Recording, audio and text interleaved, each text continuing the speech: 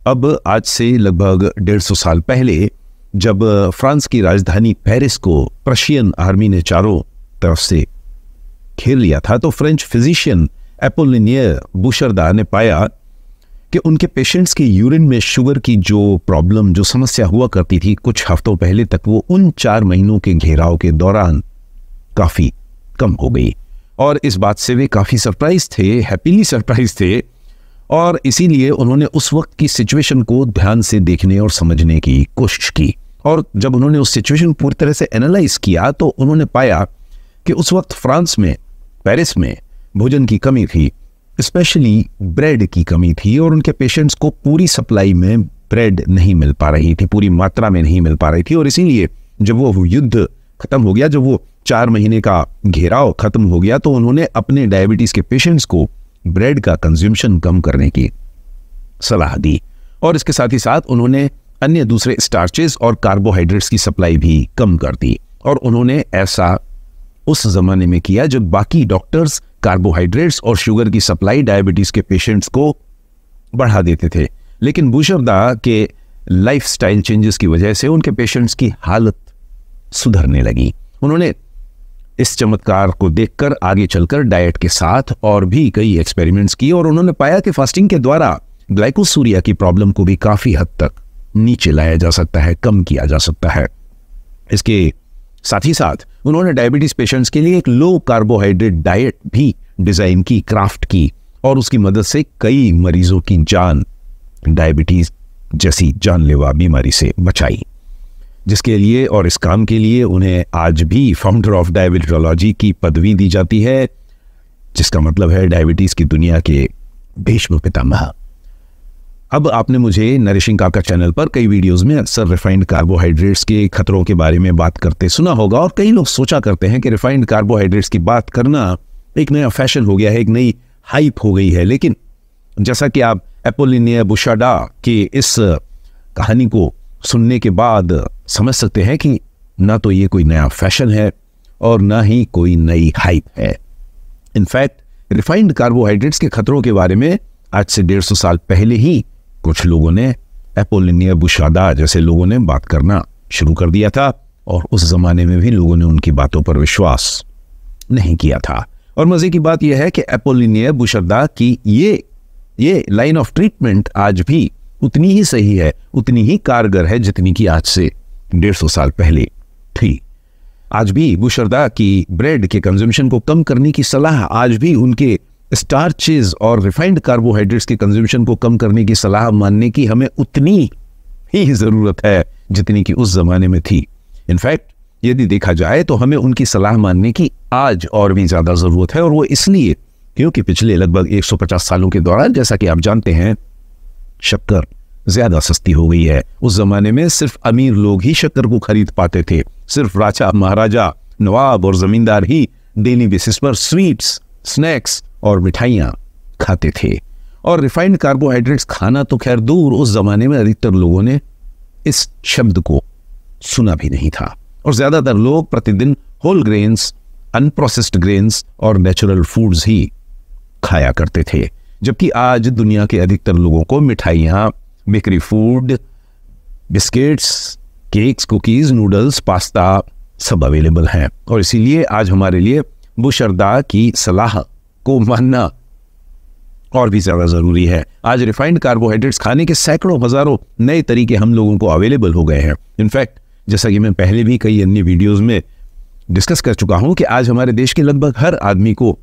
जितनी food choices available हैं, उतनी बादशाह अकबर या बादशाह शाहजहां को भी अवेलेबल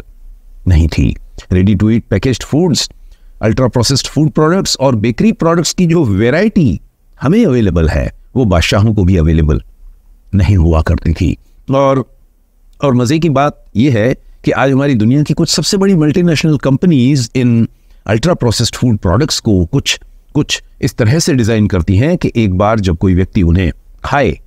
तो फिर वो उन्हें बार बार खाना चाहे। इन अल्ट्रा प्रोसेस्ड फूड प्रोडक्ट्स में सॉल्ट, शुगर और फैट का एक आइडियल कॉम्बिनेशन बनाया जाता है, जो कंज्यूमर को खाते वक्त एक सेंसरी ब्लिस की तरफ ले जाता है और फिर उसकी वजह से ही उस कंज्यूमर को बार बार वही फूड प्रोडक्ट खाने की इच्छा होती है। और इसी कारण से आज की हमारी इस दुनिया में अधिकतर लोग रिफाइंड कार्बोहाइड्रेट्स को चाहकर भी खाना बंद नहीं कर पाते। और इसीलिए जो बीमारियां जो डिसीजेस पुराने जमाने में राजाओं, महाराजाओं, नवाबों और जमींदारों को होती थी, आज वो आम जनता को होने लगी हैं। और इस बात का एक जीता जागता सबूत मैं खुद हूं। आज से 20-25 साल पहले मैं खुद रिफाइंड कार्बोहाइड्रेट्स का बड़ी मात्रा में कंजम्पशन किया करता था, लगातार किया करता था। मिठाइयाँ, bakery products, desserts, ice cream, cold drinks, चाय, कॉफ़ी जैसी चीज़ों को मैं पूरा दिन लगातार कंज्यूम किया करता था। और उन सब के चलते मैं खुद इस तरह की बीमारियों का शिकार था। ऐसा कोई हफ्ता नहीं होता था जब मैं कम से कम 1 या 2 दिन सर दर्द से परेशान न रहूं। ऐसा कोई 1-2 महीना नहीं होता था जब मुझे कुछ जुकाम या साइनस न हो, कोई बैकएक या स्टमक अपसेट या मुंह के छाले या इस तरह की कोई अन्य बीमारी मुझे परेशान न करे।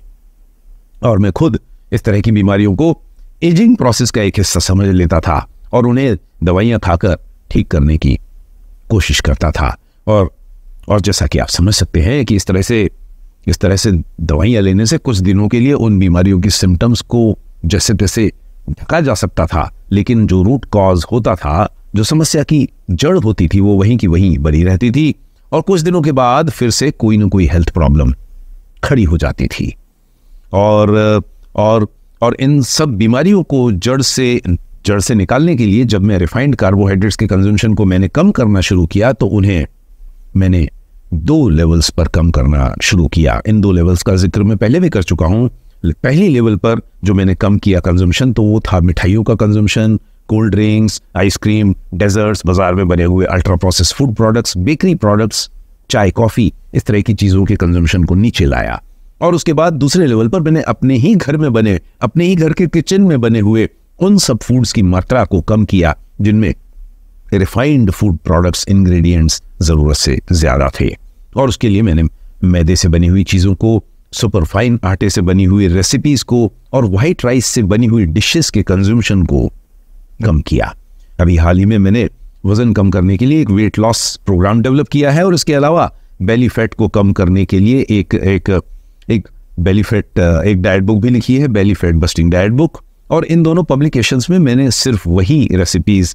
इंक्लूड की हैं जिनमें होल ग्रेन्स का, रेड राइस का, बीन्स, लेंटिल्स, छिलके वाली दाल का, एंटी इन्फ्लेमेटरी फूड प्रोडक्ट्स का और ट्रेडिशनल ग्रेन्स का और मिलेट्स का इस्तेमाल किया गया हो। इन रेसिपीज़ को स्ट्रक्चर करते वक्त मैंने ध्यान रखा है कि उनमें काफ़ी मात्रा में प्रोटीन हो और हेल्दीएस्ट फैट्स हो। और यहाँ पर ये कहने की ज़रूरत नहीं है कि मैं खुद अपनी डेली लाइफ में इसी तरह के फूड प्रोडक्ट्स का इस्तेमाल डेली बेसिस पर करता हूँ। और इस तरह के फूड प्रोडक्ट्स का इस्तेमाल करना हमारे लिए ज़रूरी है क्योंकि जैसा कि आप समझ सकते हैं कि रिफाइंड कार्बोहाइड्रेट्स आज हमारे जीवन का एक बहुत बड़ा हिस्सा बन चुके हैं, बहुत ही महत्वपूर्ण हिस्सा बन चुके हैं। और उन्हें यदि कोई व्यक्ति आज की तारीख में अवॉइड भी करना चाहता है तो उन्हें वो रातों रात बंद नहीं कर सकता। और इसीलिए मैं समझता हूँ कि रिफाइंड कार्बोहाइड्रेट्स के कंज्यूमशन को कम करने के लिए इन दोनों स्टेजेस पर, इन दोनों लेवल्स पर जिनका मैंने अभी जिक्र किया, उन पर काम करना ज़रूरी है। पहली स्टेज पर बाजार में बनी हुई चीज़ों को खाना बंद करना ज़रूरी है, उन्हें अवॉइड करना ज़रूरी है। और दूसरी स्टेज पर अपने ही घर में बनने वाले रिफाइंड कार्बोहाइड्रेट्स के कंजम्पशन को नीचे लाना या अवॉइड करना ज़रूरी है। और जब मैंने इन दोनों लेवल्स पर लगातार कोशिश करके कई सालों तक रिफाइंड कार्बोहाइड्रेट्स के कंजम्पशन को कम किया तो उससे होने वाले हेल्थ बेनिफिट्स को देखकर मैं खुद हैरान था। न सिर्फ मुझे वो सब छोटी छोटी हेल्थ प्रॉब्लम्स जो मुझे लगातार डेली बेसिस पर परेशान किए रहती थी वे सब गायब हो गई, बल्कि उनके साथ ही साथ मेरा वज़न भी ऑटोमेटिकली कम हो गया। मेरा वज़न एक ज़माने में 74 किलो हुआ करता था और वहाँ से वो गिरते गिरते 60 किलो पर आ गया और आज भी लगभग उसी हेल्दी लेवल पर टिका हुआ है। उसके अलावा मेरे ब्लड मार्कर्स पहले से कहीं ज़्यादा बेहतर हो गए। और यहाँ इन सब बातों का मतलब ये नहीं है कि मैं आज की तारीख में रिफाइंड कार्बोहाइड्रेट्स यहाँ बाज़ार में बनी हुई चीज़ें बिल्कुल नहीं खाता, ये बात तो नहीं है, ये कहना गलत होगा। मैं भी इंसान हूँ और मैं भी इसी समाज में रहता हूँ और मुझे भी कभी न कभी फैमिली कंपल्शंस के चलते या सोशल गैदरिंग्स के दौरान कुछ न कुछ रिफाइंड कार्बोहाइड्रेट्स खाने ही पड़ते हैं। लेकिन मैं कोशिश करता हूं कि इस तरह के ईटिंग इवेंट्स को जहां तक हो सके अवॉइड करूं या उन्हें कम रखूं, और जब भी मैं कुछ खाता भी हूं तो बहुत ही लिमिटेड क्वांटिटी में, और उसके चलते मेरे सोशल ऑब्लिगेशंस भी पूरे हो जाते हैं और एट द सेम टाइम मेरी सेहत भी सही बनी रहती है। और इसीलिए कोई भी वो व्यक्ति जो एक महीने में 27, 28, 29 दिन तक अपने भोजन को एक सात्विक लेवल पर बनाए रखता है, अल्ट्रा प्रोसेस्ड फूड प्रोडक्ट्स को अवॉइड करता है, तो यदि उस महीने के बाकी बचे हुए 1-2 दिनों के दौरान वो किसी सोशल गैदरिंग के चलते, किसी रिलीजियस इवेंट की वजह से, किसी सोशल प्रेशर की वजह से यदि थोड़ा बहुत अल्ट्रा प्रोसेस्ड फूड खा भी लेता है या मिठाइयाँ या बाजार में बनी इस तरह की कोई चीज़ खा लेता है, तो उतने झटके को उसका शरीर संभाल सकता है। लेकिन हमारी कोशिश यही होनी चाहिए कि एक हफ्ते में 6 दिन या एक महीने में लगभग 25-27 दिन हमारे भोजन में whole grains, whole foods, anti inflammatory food products, millets, beans, lentils जैसी चीज़ों की अधिकता हो। यही कुछ सावधानियां मैं अपने जीवन में लेता हूं, अपनी डेली लाइफ में लेता हूं, और इसी वजह से मेरा ब्लड ग्लूकोज लेवल, मेरे ब्लड प्रेशर मार्कर्स, मेरे ट्राइग्लिसराइड्स, मेरा एचडीएल कोलेस्टेरॉल, मेरा एलडीएल कोलेस्टेरॉल और मेरा वजन, ये सभी मार्कर्स एक सेफ जोन में और एक स्टेबल जोन में बने रहते हैं। और ये मेरा मानना है कि यदि मुझ जैसा एक साधारण व्यक्ति ये सब कर सकता है तो ऐसी कोई वजह नहीं है कि आप ऐसा क्यों नहीं कर सकते। ज़रूरत है तो अपोलिनियर बुशर्दा की ऑब्जर्वेशंस को समझने की और फिर उनकी सलाह को अपनी डेली चॉइसेस का हिस्सा बनाने की।